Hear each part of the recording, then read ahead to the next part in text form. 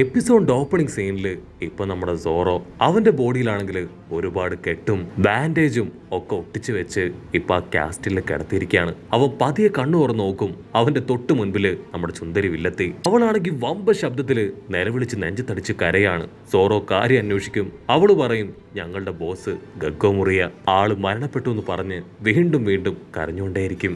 ഇവിടെ ഹോക്കായും അതേ ന്യൂസ് തന്നെ കണ്ട് ഷോക്കായിട്ടിരിക്കുകയാണ്. കാരണം അവൻ ഫൈറ്റ് ചെയ്യുന്ന സമയം വരെ ഗഗ്ഗോ മുറിയ മരിച്ചിട്ടില്ല. ഇതെപ്പോ സംഭവിച്ചു, എങ്ങനെ സംഭവിച്ചു എന്നൊക്കെ ചിന്തിച്ച് അവന് പാകം അണ്ടടിച്ചിരിക്കും. അപ്പോഴാണെങ്കിൽ സോറോ അവൻ പതിയെ അവന്റെ സ്ക്വാഡൊക്കെ എടുത്ത് അവിടേക്ക് വരികയാണ്. അത് കണ്ട വില്ലത്തി പെറോണ അവള് പറയും യു ആർ അൺബിലീവബിൾ. നിനക്കിപ്പോഴല്ലേ ഞാൻ മരുന്നൊക്കെ ഇട്ട് നിന്നെ റെസ്റ്റ് ചെയ്യാൻ അവിടെ കൊണ്ടുവന്ന് കിടത്തിയത്. എന്നിട്ട് നീ വീണ്ടും ചാടി എഴുന്നേറ്റ് ഫൈറ്റ് ചെയ്യാൻ പോവാണോ? നിന്നെ കൊണ്ട് ഒരിക്കലും ആ കുരങ്ങന്മാരെ തോൽപ്പിക്കാൻ കഴിയില്ല. ഉടനെ അത് കേട്ട് ഇപ്പൊ സോറോയ്ക്ക് കലിയിളകും. അവനും എന്തൊക്കെയോ വായിൽ വന്നത് പെറോണ പെണ്ണിനെ വിളിക്കും. അങ്ങനെ രണ്ടുപേരും 150 പറഞ്ഞ് 100 പറഞ്ഞ് പൊരിഞ്ഞ അട്ടിയിടി ബഹളം. സോറോ ടെൻഷനായിട്ട് വീണ്ടും വീണ്ടും ഹോക്കായോട് ചോദിക്കും പ്ലീസ് ലൂഫി ഇപ്പൊ എവിടെയുണ്ട്? അവൻ ഓക്കെ ആണോ? അവൻ എന്താ സംഭവിച്ചേ? എയ്സ് എങ്ങനെയാ കൊല്ലപ്പെട്ടെ? എന്നിങ്ങനെ ഒരുപാട് ചോദ്യങ്ങൾ അവനോട് ചോദിക്കും. കൈ തീർത്തു പറയും ഞാൻ പറഞ്ഞത്രയും കാര്യങ്ങൾ മാത്രമേ എനിക്ക് അവരെ കുറിച്ച് അറിയൂ, കൂടുതലായിട്ട് എനിക്കൊന്നും അറിയില്ല. അത് കേട്ട് സോറോയും പ്രത്യേകിച്ചൊന്നും പറയാതെ അവന്റെ സ്ക്വാഡൊക്കെ നിലത്ത് കുത്തി കുത്തി പതിയെ നടന്നു പോവാണ്. പെറോണ നിലവിളിച്ചു പറയും ഞാൻ പറയുന്നത് നീ കേൾക്കുന്നില്ല അല്ലേ? ഇങ്ങനെ നീ ചട്ടിച്ചട്ടി പോവാണെങ്കിൽ നിനക്ക് അടുത്ത കാലത്തൊന്നും നിന്റെ ഫ്രണ്ട്സിനെ കാണാൻ പറ്റില്ല. ഉടനെ ഹോക്കായി ആളിപ്പോ സോറോട് പറയും നിനക്ക് ഇവിടം വിട്ട് പോകണമെങ്കിൽ കാസ്റ്റിലിന്റെ ലെഫ്റ്റ് സൈഡിലായി ഒരു ചെറിയ ബോട്ടുണ്ട്, അതെടുത്ത് പോവാം. പെറോണ ആണെങ്കിൽ നിർത്താതെ അവനെ ചീത്ത വിളിച്ചുകൊണ്ടേയിരിക്കും. അവൻ അതൊന്നും മൈൻഡ് ചെയ്യാതെ കാസ്റ്റിലിന്റെ പുറത്തേക്ക് വന്ന് ആ ബോട്ട് എടുക്കും. അവൻ ലൂഫിയെ ഓർത്ത് കഷ്ടപ്പെട്ട് ആ ബോട്ട് വലിച്ച് വലിച്ച് കടലിലേക്ക് അടുപ്പിക്കുകയാണ്. അപ്പോഴായിരിക്കും ആ കൊരങ്ങൻ ടീം അവറ്റുകൾ വീണ്ടും ഇപ്പൊ സോറോയെ റൗണ്ട് ചെയ്ത് അറ്റാക്ക് ചെയ്യാനായിട്ട് തുടങ്ങും. സോറോയും അവനെ കൊണ്ട് കഴിയും പോലെ സ്ക്വാഡൊക്കെ വെച്ച് അവറ്റകളെ വെട്ടി വീശും. അപ്പോഴായിരിക്കും ഒരു വമ്പ ട്വിസ്റ്റ്. ഒരു കൊരങ്ങനാണെങ്കിൽ ഇപ്പൊ നമ്മുടെ സോറോയുടെ അതേ അറ്റാക്കിംഗ് സ്റ്റൈല് അത് ഉപയോഗിക്കുകയാണ്. മറ്റൊരു കൊരങ്ങനാണെങ്കിൽ സോറോയെ പോലെ തന്നെ 3 സ്ക്വാഡ്സ് ഒക്കെ എടുത്ത് അറഞ്ച പുറഞ്ച് അറ്റാക്ക് ചെയ്യും. സോറോയ്ക്ക് പിടികിട്ടും ഇവറ്റകൾക്ക് വളരെ ഈസി ആയിട്ട് ഓപ്പോസിറ്റ് ഉള്ള ആളുടെ അറ്റാക്ക്, ഫൈറ്റിംഗ് ടാറ്റിക്സ്, അങ്ങനെ എല്ലാ കാര്യങ്ങളും കോപ്പി ചെയ്യാനായിട്ട് കഴിയും. മണിക്കൂറുകളോളം നമ്മുടെ ചക്കം ഫൈറ്റ് ചെയ്ത് ആ കൊരങ്ങന്മാരെ എല്ലാവരെയും തോൽപ്പിക്കും. പക്ഷെ എന്താ, അവന്റെ ബോട്ട് അത് തകർന്നു പോയി. അവിടുന്ന് അങ്ങനെ ബ്ലാക്ക് ഔട്ട് ചെയ്ത ഇപ്പൊ കാസ്റ്റില് നമ്മുടെ പെറോണ വില്ലെത്തി. അവളാണെങ്കിൽ ടെൻഷൻ അടിച്ച് എന്തൊക്കെയോ പിച്ചും പേയൊക്കെ പറഞ്ഞ് കാസ്റ്റിലൂടെ അങ്ങോട്ടും ഇങ്ങോട്ടും നടന്നുകൊണ്ടിരിക്കുകയാണ്. ഓക്കായിക്കാണെങ്കിൽ അതൊക്കെ കാണുമ്പോൾ മനസ്സിലാവും അവൾക്കിപ്പോ സോറോയെ ഒരുപാട് ഇഷ്ടമാണെന്ന്. അവൾ കുറച്ചു നേരം ഒന്നും മിണ്ടാതെ നിൽക്കും. അതിനുശേഷം വീണ്ടും ഇപ്പൊ സോറോയെ അന്വേഷിച്ച് പുറത്തേക്ക് വരികയാണ്.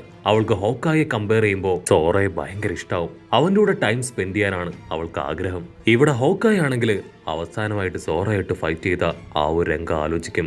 അവൻ ഫൈറ്റിൽ തോറ്റതിനു ശേഷം സോറോയുടെ നെഞ്ചിൽ വെട്ടി അവനെ കൊല്ലാനായിട്ട് പറഞ്ഞ് നെഞ്ചു വിരിച്ചു നിന്നു. അത്രയും പവറുള്ള, അത്രയും സ്ട്രെങ്ത് ഉള്ള ഒരാളാണ് സാക്ഷാൽ സോറോ. അവിടുന്ന് അങ്ങനെ ബ്ലാക്ക് ഔട്ട് ചെയ്ത സോറോ അവൻ ഇപ്പോഴും സ്ട്രെങ്ത് ഒന്നും ഒട്ടും കുറയാതെ അവറ്റകളുമായിട്ട് ഫൈറ്റ് ചെയ്യാണ്. പക്ഷെ അവറ്റകളാണെങ്കിൽ അവറ്റകളുടെ ബോഡിയിൽ ഉണ്ടാകുന്ന മുറിവുകൾ അത് നിമിഷ നേരം കൊണ്ട് മരുന്നൊക്കെ ഉപയോഗിച്ച് ഹീൽ ചെയ്യും. അടുത്ത നിമിഷം നമ്മുടെ ഹോക്കായി ആളിപ്പോ സ്ട്രെയിറ്റ് ആയിട്ട് അവിടേക്ക് വരികയാണ്. ഹോക്കായെ കാണേണ്ട താമസം കൊരങ്ങന്മാർ ഫ്രീസ് ആവും. ഹോക്കായി സോറയോട് ചോദിക്കും നീ ഇത്രയും ടൈമായിട്ടും ഇവിടുന്ന് പോയില്ലേ? മാത്രമല്ല നിനക്ക് തന്ന ആ ബോട്ട് അത് നീ തകർത്ത് കളഞ്ഞോ? ഉടനെ സോറ കുഴപ്പമില്ല, എന്നെ കൊണ്ട് സ്വിം ചെയ്ത് പോകാൻ പറ്റും. അതിന് ഹോക്കായി പറയും ആക്ച്വലി കൊരങ്ങന്മാര് പാവങ്ങളായിരുന്നു. വർഷങ്ങൾക്ക് മുൻപ് ഞാൻ ഇവിടേക്ക് വരുന്ന സമയം ഇവിടെ വലിയൊരു യുദ്ധം ഉണ്ടായി. മനുഷ്യന്മാരും ഒരുപാട് പേര് തമ്മിൽ പരസ്പരം യുദ്ധം ചെയ്ത് പലരും മരണപ്പെട്ടു. ആ യുദ്ധങ്ങളൊക്കെ കണ്ട് ഈ കൊരങ്ങന്മാര് അവരും മനുഷ്യനെ പോലെ കോപ്പി ചെയ്യാൻ തുടങ്ങി. മനുഷ്യർ യൂസ് ചെയ്യുന്ന വെപ്പൻസ് അവറ്റകളും യൂസ് ചെയ്ത് ഫൈറ്റ് ചെയ്യാൻ ആരംഭിച്ചു. ഇന്ന് നിനക്ക് കടലിലൂടെ ട്രാവൽ ചെയ്യാൻ പറ്റില്ല, സോ എന്നോടൊപ്പം കാസ്റ്റിലേക്ക് തിരികെ വായോ. പക്ഷേ സോറോ അതിന് തയ്യാറാവാതെ മുൻപോട്ടേക്ക് തന്നെ പോവും. മറ്റൊരു ഭാഗത്ത് നമ്മുടെ ചുന്ദരിപ്പെണ്ണ് വില്ലെത്തി. അവൾ ഇപ്പോഴും സോറോയെ അന്വേഷിച്ച് ഓരോ ഭാഗത്തൂടെ കയറി ഇറങ്ങി നടക്കുകയാണ്. അവൾ അന്വേഷിച്ച് ഇപ്പോൾ ഒരു വിധത്തിൽ സോറോയുടെ അടുത്തെത്തും. സോറോയ്ക്ക് ചുറ്റുമാണെങ്കിൽ ഒരുപാട് കൊരങ്ങന്മാര് ചാടി വീണ് അവനെ അറ്റാക്ക് ചെയ്യും. ഓൺ ദ സ്പോട്ട് 3 സ്ക്വാഡ് അതങ്ങനെ മുകളിലേക്ക് തെറിക്കുകയാണ്. അവിടുന്ന് അങ്ങനെ ബ്ലാക്ക് ഔട്ട് ചെയ്ത ഇപ്പൊ ബ്രൂക്കുള്ള ആ ഐലാൻഡ് കാണിക്കും. ബ്രൂക്ക് ആണെങ്കിൽ ഒരുപാട് നേരത്തിന് ശേഷം ഡോർ തുറന്ന് പുറത്തേക്ക് വരികയാണ്. അവന്റെ കയ്യിലാണെങ്കിൽ അവൻ അത്രയും നേരം ഇരുന്ന് കമ്പോസ് ചെയ്ത മ്യൂസിക്. ആ ഗ്രാമത്തിലുള്ളവർ കരുതിയത് അവൻ ഇത്രയും നേരവും കതകു അടച്ചിട്ട് അതിനുള്ളിൽ റിച്വൽ നടത്തുകയായിരുന്നു എന്നാണ്. ബ്രൂക്ക് വലിയ ഭാവവ്യത്യാസം ഒന്നുമില്ലാതെ സ്ട്രെയിറ്റ് ആയിട്ട് നടന്നു വന്ന് ആ ഗ്രാമത്തിന്റെ തലവൻ അവന്റെ കയ്യില് ആ മ്യൂസിക്സ് കൊടുക്കും. അത് കാണേണ്ട താമസം ഇപ്പൊ അവൻ മുട്ടുകുത്തി നമ്മുടെ ബ്രൂക്കിനെ വണങ്ങും. നമ്മൾ രക്ഷപ്പെട്ടു, റിച്വൽ കംപ്ലീറ്റ് ആയി, ഇനി നമുക്ക് ആ വില്ലന്മാരെ പേടിക്കേണ്ട ആവശ്യമില്ല. ആ ഗ്രാമത്തിലുള്ള എല്ലാവരും ചത്തു മണ്ണടിയും. എത്രയും പെട്ടെന്ന് റിച്വൽ നടത്തിയ പ്രാർത്ഥനകൾ എഴുതിയ ഈ ഒരു പേപ്പർ അത് ഗ്രാമത്തിന്റെ എല്ലാ ഭാഗങ്ങളിലും ഒട്ടിക്ക്. ബ്രൂക്ക് ആണെങ്കിൽ അത് കേട്ട് വണ്ടടിക്കും. ഇവൻ എന്തൊക്കെയാ പറയണേ? ബ്രൂക്ക് അവനോട് കാര്യം പറഞ്ഞു മനസ്സിലാക്കാൻ ശ്രമിക്കും. പക്ഷെ അവനാണെങ്കിൽ ബ്രൂക്കിനെ മൈൻഡ് പോലും ചെയ്യാതെ വീണ്ടും വീണ്ടും അവൻ എഴുതിയ പേപ്പറുകൾ അത് മുഴുവൻ ഓരോരുത്തർക്കായി കൊടുത്ത് ആ ഗ്രാമം മുഴുവൻ ഒട്ടിക്കാനായിട്ട് പറയും. കറക്റ്റ് ടൈം ആ വില്ലന്മാര് കൂട്ടം അവറ്റുകൾ ഇപ്പോ ആ ഗ്രാമത്തിലേക്ക് വരികയാണ്. മെയിൻ തലവും പറയും, ഇനി ഒന്നും പേടിക്കാനില്ല, നമ്മുടെ സാത്താൻ മാസ്റ്റർ അദ്ദേഹം നമ്മളുടെ കൂടെയുണ്ട്.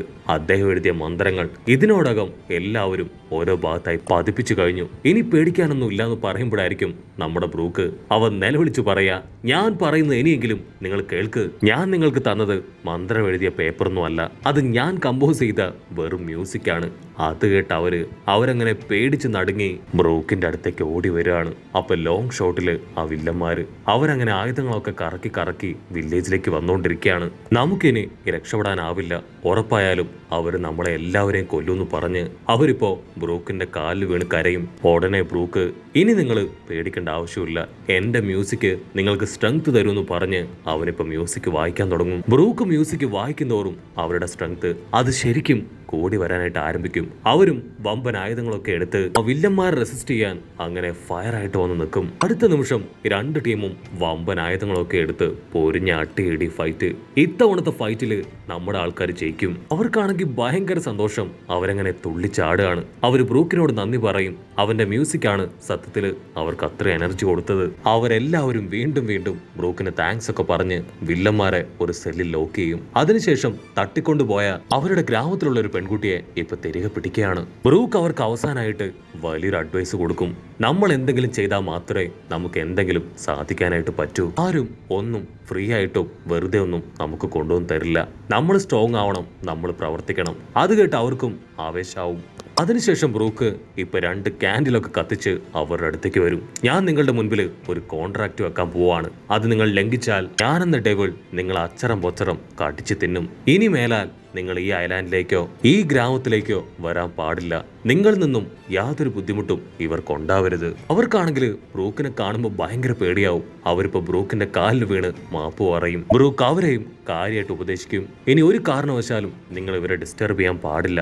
നിങ്ങളുടെ വില്ലേജിലേക്ക് വന്ന് നിങ്ങളെ ഇതുപോലെ ആരെങ്കിലുമൊക്കെ യൂട്ടിലൈസ് ചെയ്താൽ നിങ്ങൾക്ക് എങ്ങനെ ഫീൽ ചെയ്യും? അതുപോലെ തന്നെയാണ് ഇവർക്കും. ബ്രൂക്കിന്റെ അഡ്വൈസ് കേട്ട് അവരിപ്പോ ബ്രൂക്കിനെ തൂക്കിയെടുക്കും. അതിനുശേഷം കയറൊക്കെ ഇട്ട് കെട്ടി ബ്രൂക്കിനെ കൊണ്ട് ഓടുകയാണ്. നിന്നെ ഞങ്ങൾക്ക് വേണം, നീ ഞങ്ങളുടെ കയ്യിൽ വന്ന ഞങ്ങൾക്കായിരിക്കും അവർക്ക് കിട്ടിയ ഭാഗ്യങ്ങളെല്ലാം തന്നെ കിട്ടാന്ന് പറഞ്ഞ് ഇപ്പൊ ബ്രൂക്കിനെ കൊണ്ട് ഓടും. ബ്രൂക്ക് ആണെങ്കിൽ ഇപ്പൊ ലൂഫിയുടെ പേര് വിളിച്ച് കരഞ്ഞുകൊണ്ടേയിരിക്കുകയാണ്. അവിടുന്ന് അങ്ങനെ ബ്ലാക്ക് ഔട്ട് ചെയ്ത ലൂഫിയെ കാണിക്കും. അവനിപ്പോ ഡെയിലി ആണെങ്കിൽ 2 ഓപ്ഷൻസ് കൊടുത്തിരിക്കുകയാണ്. അതിലേതെങ്കിലും ഒന്ന് നമ്മുടെ പയ്യൻ ലൂഫി അവൻ സെലക്ട് ചെയ്തേ പറ്റൂ. പ്രിൻസസിനും ജിംബയ്ക്കും ആണെങ്കിൽ റെയിലിയുടെ 2 സജഷൻസും ഒട്ടും ഇഷ്ടാവില്ല. അവരാണെങ്കിൽ അത് ഓപ്പൺ ആയിട്ട് പറയും. അതിന് റെയിലി, ഞാൻ കൊടുത്തത് ഒരിക്കലും ഒരു ഓർഡർ അല്ല, മറിച്ച് 2 സജഷൻസ് മാത്രമാണ്. അത് ഇഷ്ടമുണ്ടെങ്കിൽ അവർ സ്വീകരിക്കാം, ഇല്ലെങ്കിൽ തിരസ്കരിക്കാം. കൂടുതലൊന്നും ആലോചിക്കാതെ ഇപ്പൊ ലൂഫി പറയും, ഞാൻ തീരുമാനിച്ചു, എനിക്ക് എത്രയും പെട്ടെന്ന് ആ മറൈൻ ഫോർഡ് അവിടേക്ക് തിരികെ പോണം എന്നവൻ പറയുന്നതോടു കൂടെ ഈ ഒരു എപ്പിസോഡും അവസാനിക്കുന്നു. ഈ എപ്പിസോഡ് ഇഷ്ടപ്പെടുകയാണെങ്കിൽ തീർച്ചയായിട്ടും ലൈക്ക് ചെയ്യാനും കമന്റ് ചെയ്യാനും ഷെയർ ചെയ്യാനും മറക്കല്ലേ. അടുത്തൊരു അടിപൊളി എപ്പിസോഡുമായിട്ട് കാണുന്നവരെ it's me with Mallu episode.